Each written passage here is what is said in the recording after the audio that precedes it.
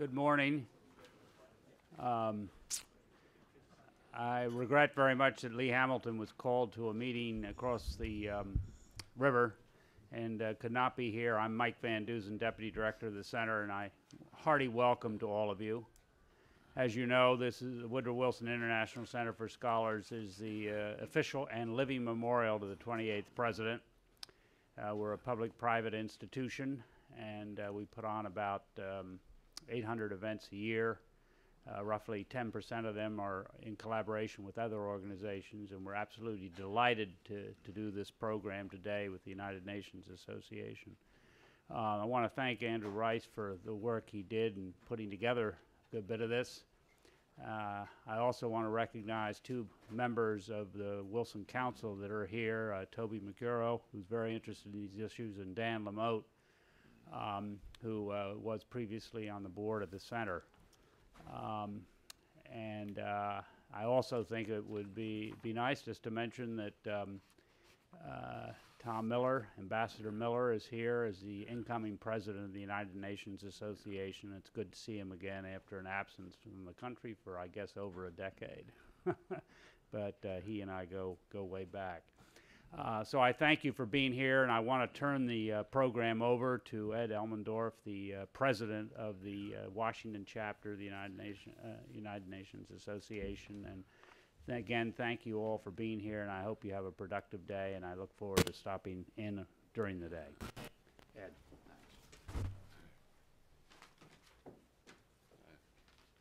Thanks very much, Mike. On behalf of the UN Association of the National Capital Area, it's my privilege to welcome all of you to this conference. UNANCA initiated the conference and planned it with many co-sponsors, all of whom are shown in your program. It's impossible to recognize all of the very distinguished speakers and participants here with us today, but I do want to single out one for a special introduction already made, namely Tom Miller, who will assume the office of President of the UN Association of the USA next month. Welcome from all of us, Tom.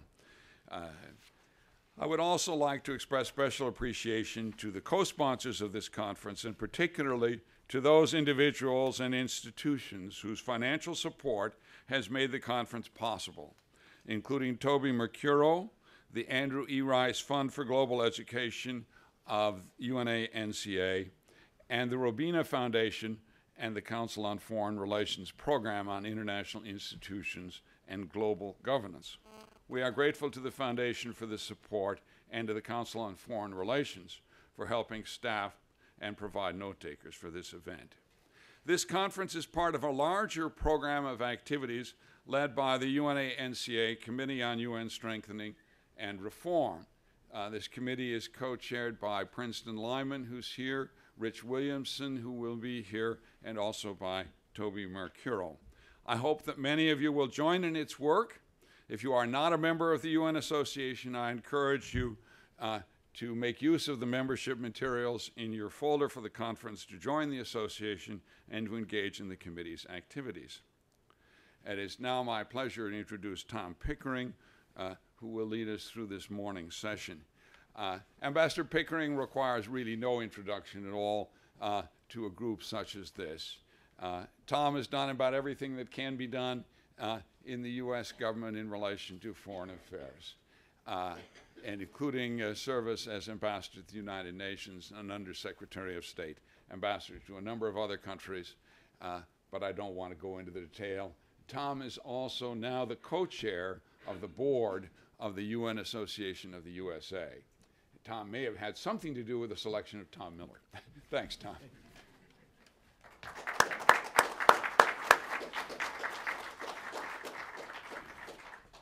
Thank you, Ed, very much. Washington remains in the thrall of congressional protocol where you know the real hearing doesn't start until everybody introduces everybody else and they all have their say. So you're going to be held off a little bit before you really get the good word. I'm going to try to keep that short. Let me first join Ed in welcoming you all and tell you how pleased and proud that the National Capital Area Woodrow Wilson Center and a number of others, including the American Society of International Law, or the American Bar Association, I'm sorry, are all joined together in sponsoring this event today. Thank you, Mike Van Dusen, very much for being here, and we miss Lee as always, but if Lee can't be here, Mike is the obvious and perfect person to be there. Let me also join in thanking Tom Miller and congratulating him for taking on the leadership of the United Nations Association. The United Nations is at a tremendously interesting time, and the association is an enormous support for that body, and I think the combination of Tom Miller, the United Nations Association, and new opportunities in the United Nations, which we're going to talk about this morning, will be enormously vibrant and I think extremely striking to all of you, and I urge you, as Ed has, to join. Let me also say it's a special pleasure and indeed an honor to introduce Jim Traub. Jim, over the years, I think I probably answered more of your questions than you've answered of mine. Today is the chance for the audience to get even.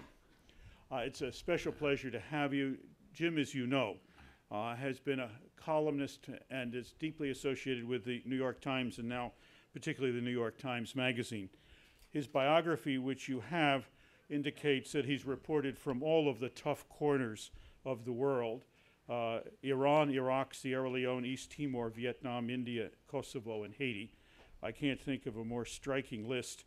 His recent book, The Best Intentions, Kofi Annan and the UN in the Era of American World Power, has, I think, intrigued all of us with his insights, his thoughts, and his ideas.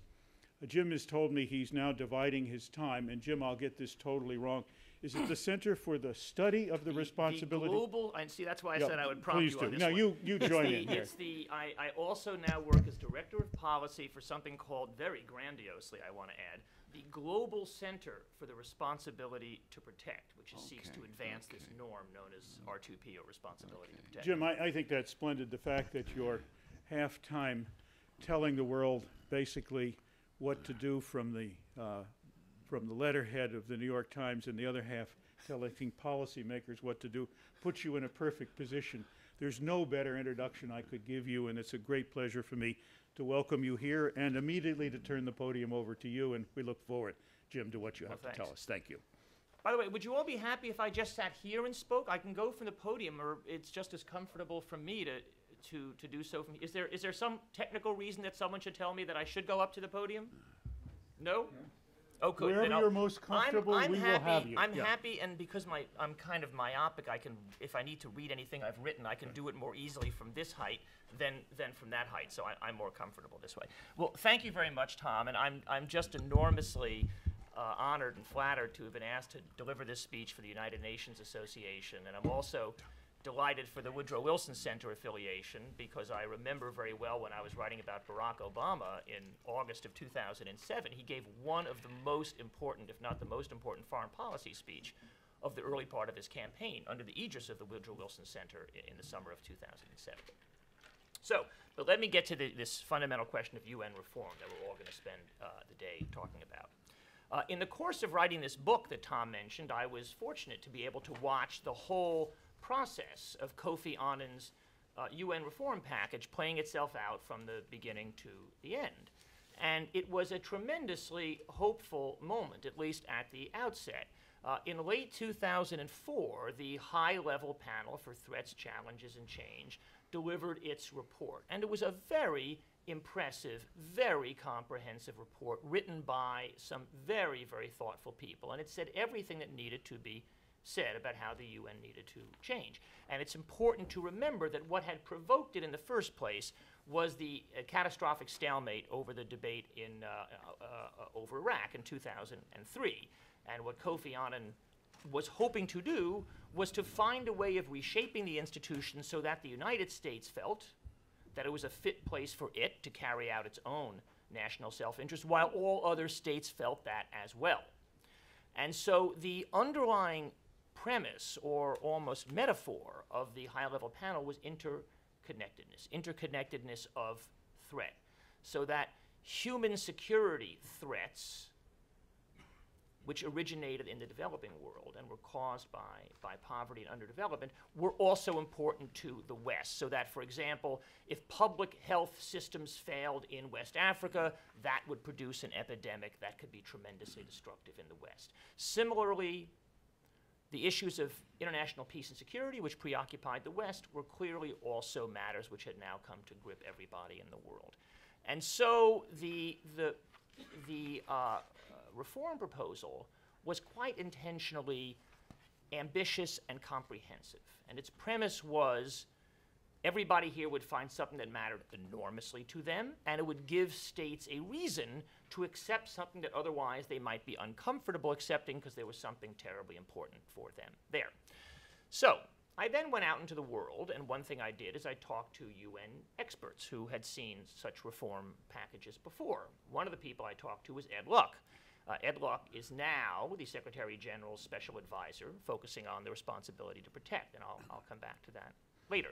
At the time, though, he was a very well-known professor at Columbia University who knew everything there was to know about the UN and its history. So I said, Ed, this is this fantastic reform package. What do you think? And not in so many words, but he basically said to me, kid, it's never going to happen. I said, but Ed, it's a package. It's interconnected. It's comprehensive. It's got something, you don't get it. And he said, the more ambitious the proposal, the likelier it is to fail. And Ed had even written a kind of taxonomy of UN reform failure, looking at previous reforms in the 70s and the 80s. He had lived through Kofi Annan's 1997 reform package, his 2002 reform package, the Brahimi report, and so on and so on and so on. I think my last salvo was, but Ed, in this case, the Secretary General is really, really engaged. That hasn't been true all the time in the past. This is Kofi Annan's legacy. And he said, there is no correlation between the degree of engagement of a Secretary General and the success of a reform package. So that was chastening, though I have to say, I think my reaction was, you've just been in this business too long. In this case, they've really got it right. And so then I go forward 4 or 5 months, and I spent a lot of time at meetings in the 38th floor. And so I think in April of 2005, when the process of trying to bring states along was just beginning, and the Secretary General and his chief aides were fanning out among member states to say, look, this is the moment. This is the moment to finally create a UN for the 21st century. And so I just recorded in a couple of sentences what the reaction was that they were describing at this meeting in April.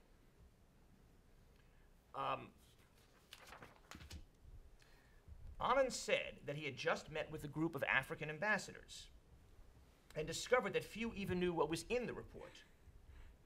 The Asians, he said, were subdued. Louise Frechette, who was the Deputy Secretary General, described the overall mood as lethargic.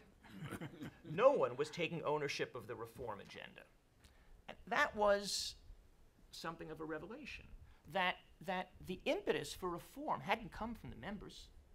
It had come from the Secretary General, the Secretariat, NGOs, and in fact, this has traditionally been true at the UN, that those seeking reform are those who most care about the institution and its values.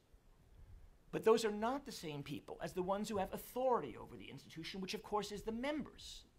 And so one of the reasons why UN reform had faced these failures in the past was because the members, the ones who mattered, hadn't really bought into it in a deep way. I say this in part because it's very easy to think in retrospect, I know why UN reform failed in 2005, John Bolton. And in my book, I describe in gory detail how Bolton, in fact, torpedoed a lot of things. And I do believe that it really made a difference, and obviously a pernicious difference, that he was the US ambassador at such a crucial time. But it's very easy to oversell that. And I think as we think about something that I'm going to come to a little bit later, which is the positive effect, pardon me, the positive effect that we believe the Obama administration can have, it's important as a cautionary note to remember that it was not just a scornful Bush administration captained by someone who deeply disliked the institution that caused this ambitious reform package to fall so short of the hopes that people had for it. And when you think about what did or didn't happen as a result of the reform package, it's not enough just to look at the final report, which was called In Larger Freedom. That was the report that the Secretary General himself wrote based on the high-level panel's report. It's not enough just to look at that and then look at what the UN World Summit actually accepted in 2005. Because now we've had 3.5 years to pass since then.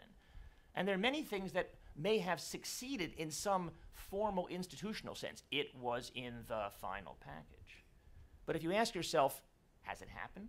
Has the thing that we hope would happen as a result of the reform happened? The answer is no. So in preparing this talk, I went back to Enlarge Your Freedom and looked back at the chief recommendations to ask, well, okay, what's the scorecard? And I winnowed them down. Of course, there are dozens or maybe even hundreds, for all I know, of recommendations. But I winnowed them down to, I don't know, 12 or 15 or something to ask, what's the outcome? And so let me just run down them very quickly. And I'm going to do it in the order in which they're covered in the high-level panel, which starts with the human security agenda, meaning aid, trade, development. So, pardon me. One of the first ones was that donor states should be on a trajectory such that by 2015, they will be spending 0.7% of their GDP on official development assistance. Not only has that not happened, of course, they're now reversing and spending a diminishing fraction on assistance. Specifically, there was a hope to create something called an international finance facility, which would front-load ODA so that you would actually get to the 0.7% faster. It wouldn't be a smooth trajectory. It would be kind of like this and then flatten out. Well, that didn't happen. There is no such international finance facility. And then on issues of trade, the most important premise, I think, was that the least developed countries should have duty-free and quota-free access to global markets. Well, we know what's happened with the Doha trade round. That also never happened. That's a failure. Now we move forward. Terrorism. A lot of things about terrorism in the report. Maybe the most core one, though, was that we need to finally agree on a straightforward, unambiguous definition of terrorism, which does not simply go to the root causes, but actually says, this is terrorism, it's unacceptable. That failed. The definition that was included in the final report has many of the same kind of hedges that had existed before. Non-proliferation. This was supposed to be a key element of the reform. There was a review conference for the Non-Proliferation Treaty coming up later in 2005. And the idea was to use that conference to really push nuclear weapon states hard to move towards an irreversible dismantling of weapons as their half of the bargain to be able to really focus on non-proliferation issues among the non-weapons states. Well, of course, this one not only failed, it failed so spectacularly that, as I recall in his press conference afterwards, Kofi Annan singled this out as being, quote, disgraceful. So that was a spectacular failure. Additionally, there was the hope of passing a fissile material cutoff treaty. Didn't happen. Moving on to peacekeeping. Again, lots of recommendations. One of the key ones is one that had been kicking around the UN in different forms for decades. The idea that we needed a rapidly deployable strategic reserve of peacekeepers. Wasn't totally clear what form it would take. Alas, didn't happen.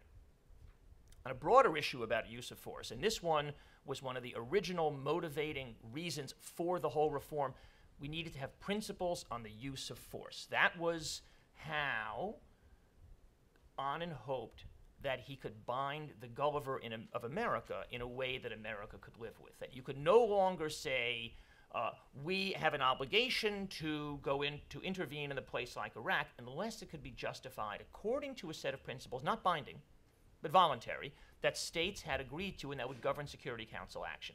This one never even made it to the report. And it wasn't just the Americans. It was the Americans and the French, and then it was the third world countries, which didn't even want to mention use of force. So that never got anywhere near there. Now, institutional reform, obviously a key element of all this. And the big one, of course, was Security Council reform, meaning Security Council expansion. Now, this was the great white whale of UN reform. It was unthinkable to have a comprehensive UN reform package without including Security Council reform. This one, too, not only died before the final negotiations, it was like a giant carcass that had to be cleared off the tracks in order to make any of the other reforms possible. So that didn't happen. And, of course, has not happened since then, though we continue to debate it. There were a series of General Assembly reforms. The General Assembly would streamline its procedures and narrow its agenda. It would review these hundreds and thousands of mandates that had been built up over the years and never been eliminated. All that stuff didn't happen. Failure. So, those are all failures. But it wasn't entirely a failure, and some actual important things happened, and it's important to recall that. One of the big ones was that the Human Rights Commission, thoroughly discredited, was replaced by a full-time Human Rights Council with a smaller, though only slightly smaller, group of countries who were members. Another institution, the Peacebuilding Commission, was created as a kind of state-building institution, one that would take you from peacekeeping to state building. And then my own norm, the one that I spent half my life working on, the responsibility to protect, the idea that states have a responsibility to protect their peoples from mass atrocities, and if they fail, and this is the key part, this is the kind of pointy end of it, the international community has an obligation to step in, and quite surprisingly, actually, I still don't fully know why that passed. So that's a kind of rough way of thinking about the scorecard. And one thing that occurred to me in reviewing this is that the UN is pretty good at creating new institutions. A sizable fraction of the stuff that happened that you might not have thought would have happened in the reform was creating new institutions. Well, I think the explanation for that is that the UN really likes creating institutions. They like creating new functions. They like creating new names of things. And this tends to pass in the UN for acting against the actual harm in question. And so if you create the title of Special Advisor to the Secretary General for the Prevention of Genocide, that's doing something about genocide. Well, it's really hard to do something about genocide, as I'm learning in this new line of work of mine. But you can always create an office which does that. Now, this office right now, this Special Advisor's office, is widely derided as a weak, toothless, ineffective body. But it's there. And so UN reform, good at creating institutions, not so good at making the institutions work. Conversely, terrible at eliminating institutions. You can't eliminate anything in the UN. Everything has a constituency. And my favorite story about this was that one of the most modest things in the reform package was, let's eliminate the Military Staff Committee. Now, most people don't know what that is. It was created as part of the original vision of the UN, which was that the UN would be the authorizing agency for the use of force. And therefore, the military attaches of the 5 permanent members would meet regularly, that's the Military Staff Committee, in order to do this tremendously important planning function. Well, of course, the planning function never existed because the UN was never able to do that. And so every month, these 5 guys meet, and I gather they kind of gavel the meeting open, they gavel the meeting closed, and then they go have lunch. And so I was in a meeting when this came up. I forget which of Kofi Annan's aides. He said, sir, I don't think we can succeed in eliminating the Military Staff Committee. Hey, Kofi says, why? He said, well, because the Russians really believe it's effective. And so that was never there. So, okay, so that's a fairly discouraging outcome if you look at this as a kind of paradigmatic reform moment. So why is that the case? And I think the first thing that's important to say in defense of the UN is that large institutions don't reform themselves very easily. I mean, I've spent a lot of time writing about schools and school systems. Well, it's really, really hard to change the culture of a school system. It's really hard to change the culture of any public institutions. Private institutions have the Darwinian advantage of change or die. So the marketplace basically says, you have to change, the ones that don't change disappear, the ones that do change survive. This isn't true of public institutions. In my experience, the public institutions that really change their culture, that are really able to change behaviors, are ones that have a strong leader with a tight governance system, very supportive board, or a strong leader and a really weak board. So now, look at the UN. It's the opposite, right? The leader, the Secretary General, is weak in 2 different fundamental ways. One, the members don't want a strong person to run the institution. They tried that with Doug Hammarskjöld. That was totally unintended. He was supposed to be a faceless bureaucrat, and he turned out to be an incredibly powerful figure who the members felt was encroaching on their freedom of movement. And they've never made that mistake again. I mean, they've had figures who, again, were bigger than they thought. I think Kofi is such a person. But this is not an institution which goes around seeking a strong leader. Two, structurally and institutionally, the leader is weak. I mean, this is something each new Secretary General discovers, though Kofi knew it. Ban clearly did not know that when you get to your desk and you think there are all these levers on the desk that say, fire these guys and hire these guys and expand this. No, there's darn many levers. There's a telephone you can pick up to call the Fifth Committee of the General Assembly. And if they don't want you to do something, you can't. So, weak leader. Then the board. The board consists of all 192 members. Well, that's an impossible situation. Even if they didn't have radically differing worldviews and geostrategic situations, you don't want to report to a board which consists of everybody. And so that's inherently problematic.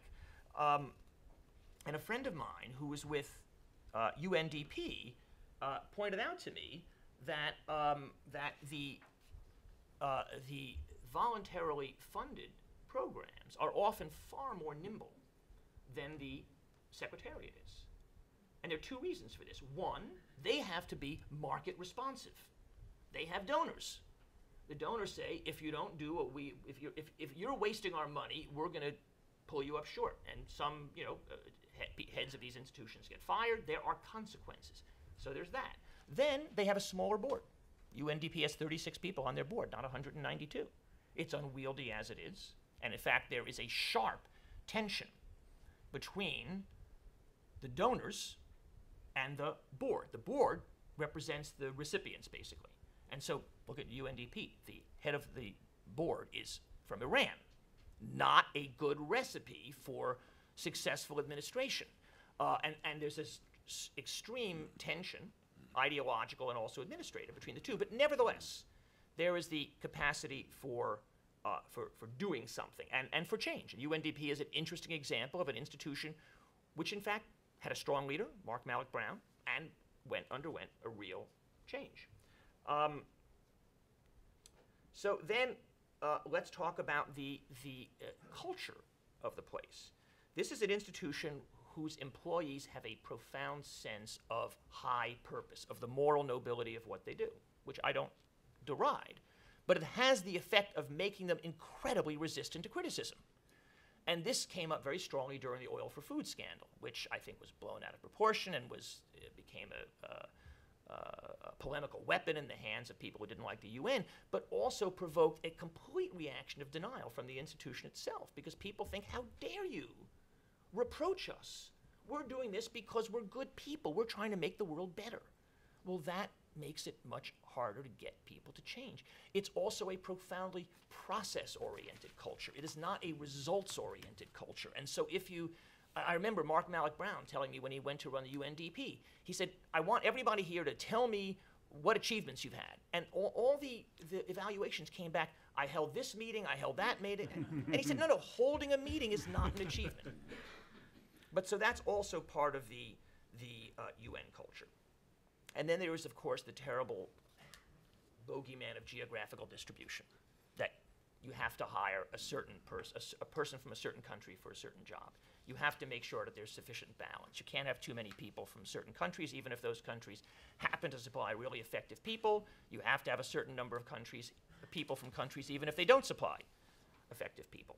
Now, again, there is an important exception to this, just like there is an important exception to the question about the board, which is the parts of the UN which are the most operational are the ones that are most exposed to external judgment.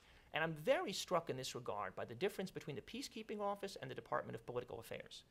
The Peacekeeping Office, of course, has suffered numberless humiliations over the years. I mean, we know the big ones, Rwanda, Srebrenica, Somalia, and so forth, but also in the Congo and Sierra Leone. Each one of these humiliations is very public and forces real rethinking. And this is true, of course, of militaries generally, that lessons learned is a big aspect of any effective military. When you look at DPKO now, its lessons learned unit first of all, it has one, but second, more importantly, some of the best people have gone through there, and they do very thoughtful work. And for all of the shortcomings of the UN as a peacekeeper, I actually think as a piece of the institution, DPKO is actually really effective given that they have so few resources. And it's, I think, because they've had to react to their failures. On the other hand, DPA, the Department of Political Affairs, is completely non-transparent. Nobody knows what they do. There's no external judgment. There's no humiliation effect, and therefore there's almost no self-reflection. There was not, certainly when I was there 4 or 5 years ago. My impression is that there still isn't now, though I'm certainly open to be corrected in that regard.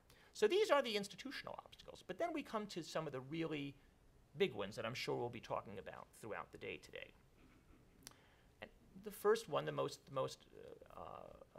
one that we are all preoccupied with, is the sense that the North and the South live in two different worlds. That for the global South, the United Nations is about economic and social issues, about human security, to use the UN phrase.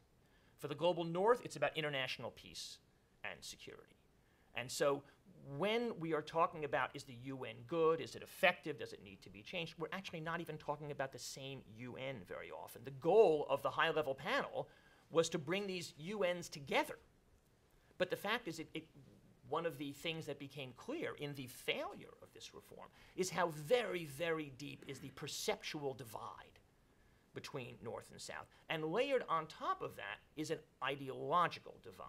And here I would love to be balanced and impartial, but I really think there is a kind of virulent spirit of partisanship running through the non-aligned movement. Now, in most of the world, there was no such thing as a non-aligned movement because there hasn't been anything to be non-aligned between for 20 years. But at the UN, where nothing ever goes out of business, the non-aligned movement is the big organizing tool for almost all of the developing world. And it is an institution, it is a body within which a country like Cuba has an unaccountable force. And it's very difficult for people to speak up against them. You find this in the General Assembly as well. Look who the General Assembly has chosen as this year's president. Father Miguel de Soto Brockman of Nicaragua, who's a longtime Sandinista, who has proved to be an obscurantist. I mean, he has proved to be an absolutely negative force, but stands up for the NAM point of view. And by the way, when he leaves next year, he will be succeeded by a Libyan. So that's not something too much to look forward to. So this had the effect, for example, of stymieing management reform. Management reform means making the Secretariat work.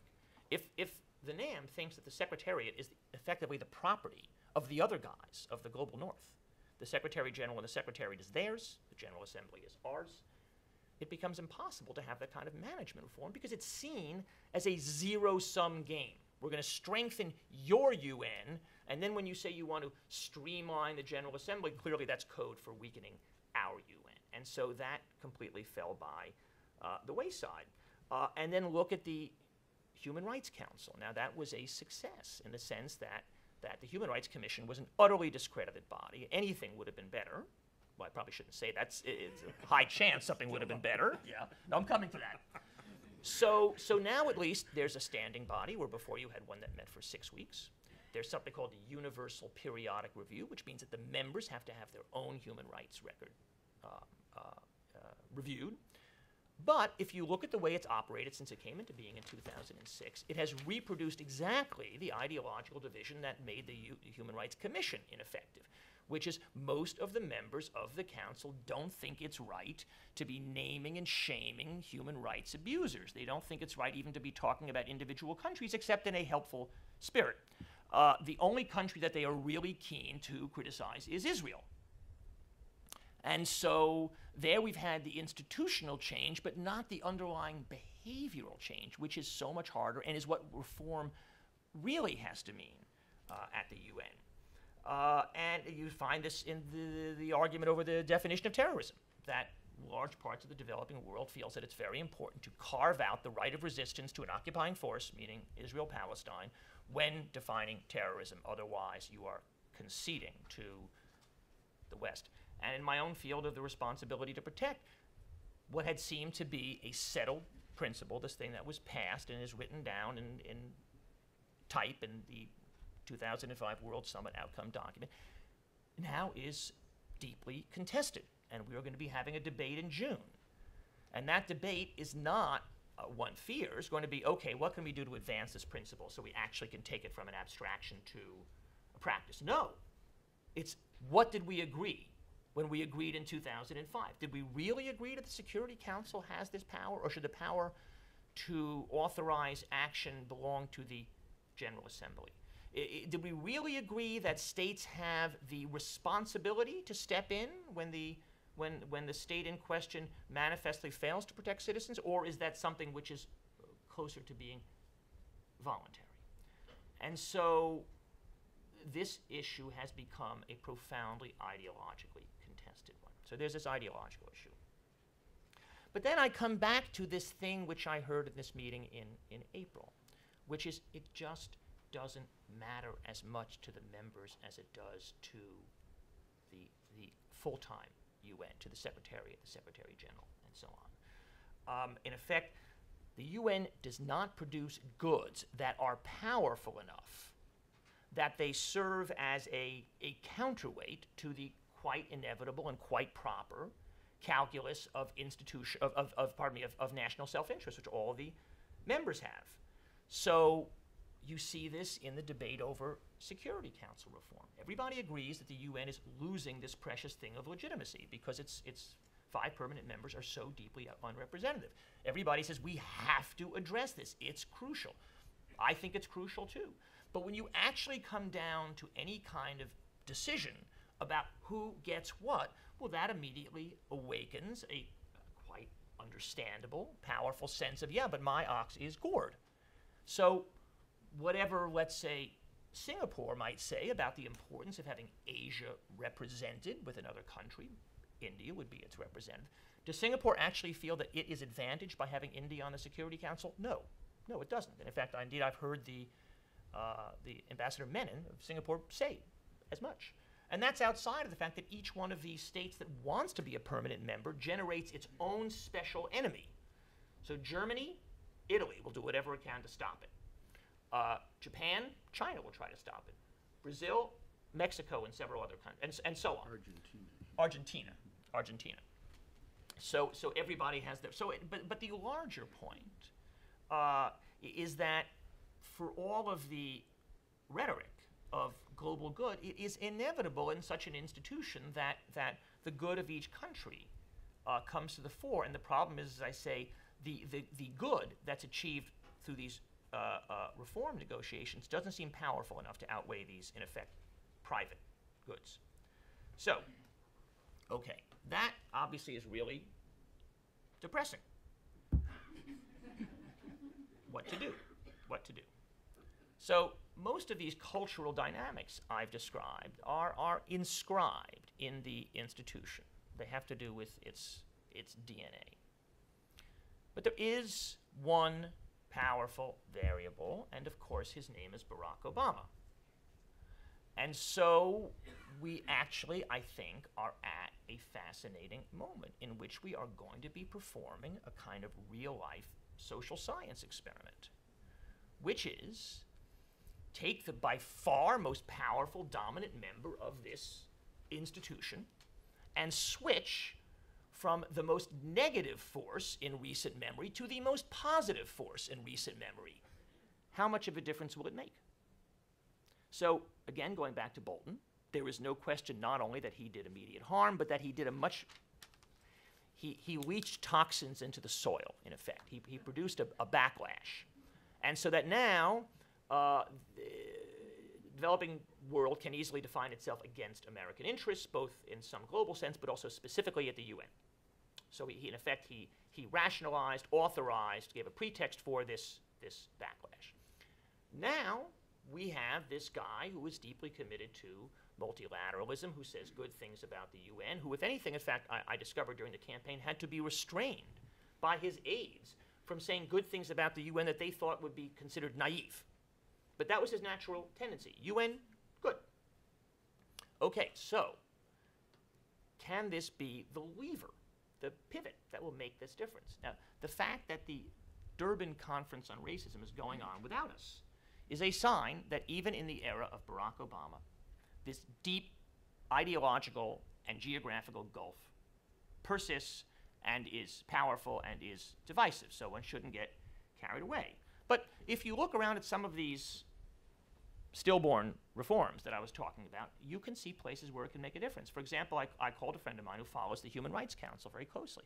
She said it can make an enormous difference. She said the problem now is not only that you have countries which are human rights abusers on the council, there is no powerful pro-human rights voice on the council because the EU is so taken up with creating internal consensus that there's no real force saying we have got to raise something besides Israel. I mean, there are several countries which have played a very positive role in the council, but the absence of the United States has really been a huge problem. And so she was quite hopeful that they can really make a difference, and her expression was, "It's not beyond repair." So that's positive. Now, what about Security Council reform? That's really interesting because I have been told several times that the administration does want to embrace the idea of Security Council reform. Now, that seems like a total loser. I mean, it is hard, if that is so, it is kind of hard to believe because Security Council reform, it is widely believed, will never happen. At the same time, to me, it's a tremendously important emblematic thing to say. You know, I would practically say they should do it secure in the knowledge that it will never happen. But they'll get points for it. So is that movable? If Washington says we think there should be other permanent members, will that change the views of the other members of the P5?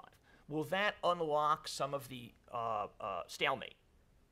I don't know. Very hard to say, very hard to handicap. I'm extremely skeptical, but it's possible. Same with R2P. The Bush administration was a non-player on this question of the responsibility to protect. People in my line of work didn't seek to enlist Washington in any of these debates. Now they do.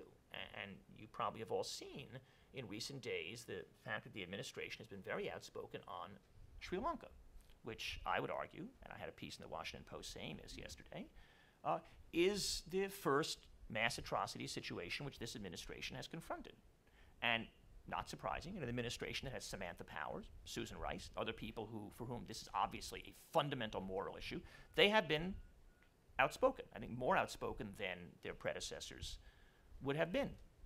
Now, can they change this ideological blockade over the issue of sovereignty, which all of the critics cite? Again, I'm very skeptical. The sovereignty thing runs very deep. It's the subject for a different talk, but it's a very, very powerful constraint. And so states say, this is a formula for violating the sovereignty of helpless countries, and we will not accept this. So that is a problem. So given that so much of the obstacles to change are intrinsic, and given the limits of even what Washington can do, there is a fundamental question about how one should feel about this institution. And the one chapter in my book where I went back and forth was the last one, which is called Model UN. And when I first wrote it, it contained a kind of fictional scenario which would lead to the creation of a new institution, my version of the concert of democracies. My premise being, first, the only way to change the culture of this thing was to create it anew, kind of like the idea of a charter school as opposed to reforming an existing school. And then two, universality is an impossible problem. So long as it's a universal institution, it's never going to solve these problems. So create a new institution and one whose members are limited. But that's not the one I wrote. I didn't write it not because I actually came to the conclusion that either one of those two things were wrong. I think they're still right. But I think there's no getting around the centrality, the indispensability of a universal institution. You cannot have an institution that consists of some members, whether geographically divided or divided by regime type or anything, which claims to speak for all mankind when it seeks to act anywhere. I mean, if it ever sought to act in the Middle East where there are no democracies save Israel, you basically would have an institution acting in a place where nobody had membership of the institution. Secondly, now that we see that problems increasingly are globalized, and my friend Stuart Patrick is sitting here in the second row, who's now focusing all these difficult questions of global governance, well, only a universal institution, though I think in ways that will turn out to require lots of massaging and so on, only institutions that have everybody in them are going to be able to tackle these global problems, though some members are going to have to be much more important than others. And it is instructive that one of the most powerful things the UN has done in recent years is the IPCC, the Climate Change Project, whose fifth report in 2007 was the definitive word saying, argument over.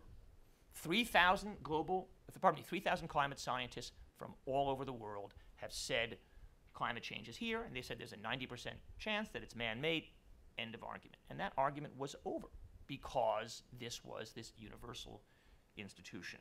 And so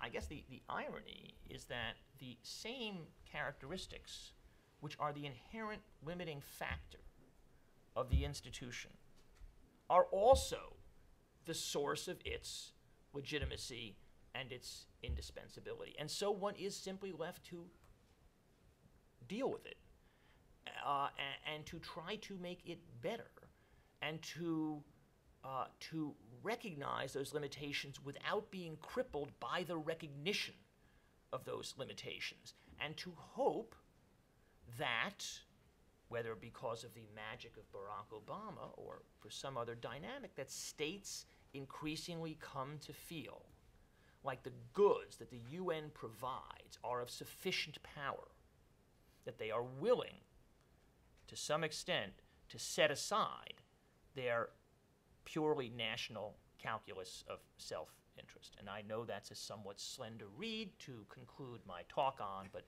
it's the best I can do. So thank you.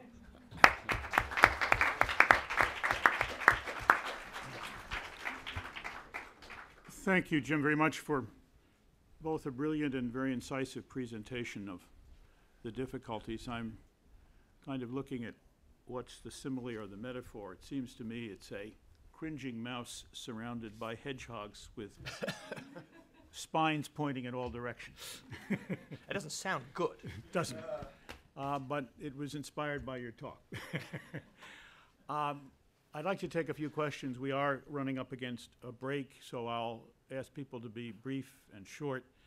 And I'll use the chairman's prerogative to ask the first question. Is there, in spite of what is obviously a now formidable series of barriers and difficulties, Jim, is there any way through? Well, you know, it's going to be, it will depend on what. You know, I think that, for example, the cultural problems of the institution, to me, seem ineradicable. And so when it comes to management reform, which this poor Secretary General actually thought would be his, you know, his signature, it just seems hopeless. But I don't think that's the sine qua non. I think the question is making some of these institutions matter. Making the Human Rights Council the kind of place that actually cares and does something about human rights. Making the responsibility to protect not just this ideological battlefield, but actually a cause for action. So these are tough questions. I take some heart in the following fact, that in 1999 and 2000, when things were almost as bad as they became later on, and the United States was in danger of being drummed out of the General Assembly because it hadn't paid its dues, Richard Holbrooke comes riding to the rescue. Now, I think Tom is the only person I could compare to Richard in terms of the importance that he's had as our UN ambassador. Holbrooke essentially had a terrible deal. He said to the UN, you guys have got to accept a diminished American annual assessment and all sorts of rules, zero-based budgeting and so on, and if you do, we'll pay back the money we owe you. And people did. People did. There is you can just say, if you're a bully, you can get away with bullying, but B, there is a desire for American engagement. And so beneath all the ideology, there is and occasionally a sane recognition that this institution cannot function without an engaged United States. Thank you, Jim. Stuart, right here. Hi, Stuart Patrick, Council on Foreign Relations. Really, tour de force, Jim. It was just really a superb presentation and overview. You just said that because of the shout out I gave you. That's right. Thanks, Grant. Use the mic, please. Yeah, sure. Could I? Of course. Thanks. Just thinking about ways of improving the UN's performance and getting over some of these intractable obstacles to reform that you've mentioned. I just wonder if I could get your reflection on three options that have been used were proposed in the past. One of them is how to get how to deal with the anachronistic and increasingly anachronistic block voting that happens. I mean, it's crazy, as you point out, that there's such a thing called the non-aligned movement, but it's especially crazy when you actually start to look at what the objective interests of members of the African Union are that have totally different regime characteristics, et cetera. So is there any way you can deal with the block voting? Second is, what about this proposal that was popular among some conservatives of shifting to voluntary funding increasingly? Now, on the one hand, that seems like cherry picking. And I have some major doubts of it, but I'd like to get your reflections on that. And then what about this question of giving the UN, in a sense, greater competition as not being sort of the only game in town? Increasingly, it seems that, and maybe you see this with the G20 or other G-type groups. Are you seeing a movement in this direction? Do you foresee that trend continuing? I think it's the third one that strikes me as the most salient. I don't know what to do about block voting. You may have some thought on that. I mean, it is bizarre, as you say, that countries with the most varied interests all vote as if they're Cuba. And I wish I knew more about what went on in those meetings. I don't. Voluntary funding is a really tough one. It's a fascinating idea, and it has been proposed a lot. What would happen if you went to voluntary funding for peacekeeping, for example? My fear is that would kind of be the end of peacekeeping. And Tom obviously can speak to this. Kind of good idea, but maybe not in the real world. But this question of other institutions is fundamental, because we think of the UN as this giant star in the sky. Everything else is pale by comparison. That's the way it has been, but that is decreasingly so.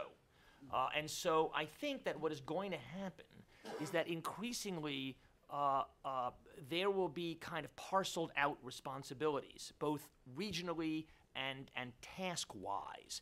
And the UN will have different relationships to these things. After all, right now, the Security Council on international peace and security issues is often an authorizing function. It basically puts its seal of approval. And so, for example, what will be the shape of the climate change institution that does now not exist, that must come into being? Right now, the UN creates this kind of authorizing framework, the Kyoto framework, which is leading to a new framework. I don't think it will be a new UN body, but the UN's legitimacy will be connected to it. So I think the UN will provide a series of different functions in relation to a growing variety of other kinds of institutions. I'm going to take, I'm afraid, just one more question so we don't end up totally behind the schedule. Right here. Thank you. Thanks. Bridget Moix with the Friends Committee on National Legislation. I wanted to pick up on the R2P question and this issue of sovereignty. My understanding of Ed Luck's approach and also the Secretary General's recent report on R2P, and which will frame this debate that's going to happen in June, is that the way to break out of that deadlock is to focus not on the question of military force, which where everybody goes with R2P, but to look at what can the UN and the international community do much earlier to help states prevent situations from reaching the point of potential mass atrocities, of being crises where the international community is trying to figure out what to do. And actually the language in the 2005 document even includes this as part of the international community's responsibility to help states build their own responsibilities to provide for their safety for their people, protect their populations. So that goes back to this debate about prevention capacities and what the UN can do with regard to preventive diplomacy, with regard to mediation services, development assistance that helps address root causes of conflict, and what donors can do as well. So that's it. And then also, once you reach an I'd intervention like to ask you the stage- question, yes. yeah. So the We question understand is the this picture? a way forward? Yeah. Is this a way forward? So here's the problem, I think. People tend to distinguish. People tend to talk about this idea as if there's military intervention on this side and then peaceful, preventive, quiet action on that side. Well, that's not what this thing is about. What this thing is about is action in the face of urgent circumstances. Now, most of that, pardon me, let me put it this way, little of that action will involve military intervention. Look at Sri Lanka. Nobody is proposing that some army, whether of the Marines or UN peacekeepers or whatever, go into Sri Lanka. But the question here is not what can we do in the long term, but what urgent things can be authorized now. That could include mediation. It could include the threat of international criminal prosecutions. It could include sanctions. And to me, the really tough part is the UN is not built for prevention. It likes the kind of long-term prevention you've described. That is, economic development gets to the root cause of everything, terrorism, atrocities, whatever, so that's good. What is the preventive answer when you see a conflict like in Sri Lanka, which is going to be producing the kind of Götterdämmerung which we see now? What can you do months before? And here we come to a huge problem. It is very hard. It is institutionally against the grain for the UN to be seized of, in any sense, a crisis that has not yet produced a truckload of bodies. And so, to me, one of the biggest things is to have the UN, the Security Council, and other institutions adopt just this preventive mentality you're describing, but not in the very far-off, long-range sense, but in a much more immediate and urgent sense. Jim, thank you. I can't think of a more incisive, more realistic, and indeed better way to have begun this conference. And Jim, we're internally in your debt. I think you put it as squarely and as straightforwardly as anybody I've ever heard. I want to thank you on behalf of the audience and to tell you it's a travesty. We have to stop now. Thanks a lot.